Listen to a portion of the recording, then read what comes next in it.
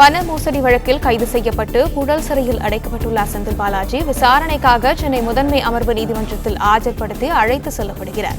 இதுகுறித்தான மேலும் விவரங்களை செய்தியாளர் பாலாஜி வழங்க கேட்கலாம். பாலாஜி வணக்கம், தகவல்களை பகிரலாம்.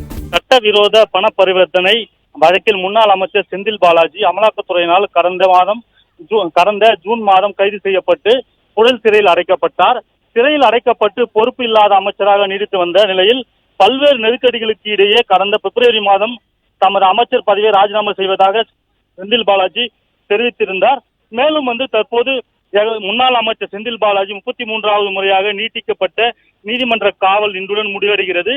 இதனிடையே அமலாக்கத்துறை வழக்கில் அசல் ஆவணங்களை தமக்கு வழங்கிடக் கோரி செந்தில் பாலாஜி தரப்பில் மனு தாக்கல் செய்யப்பட்ட நிலையில் அவற்றை பெற்றுக் கொள்வதற்காக செந்தில் பாலாஜி இன்று நேரில் ஆஜராக வேண்டுமென உத்தரவிடப்பட்டது.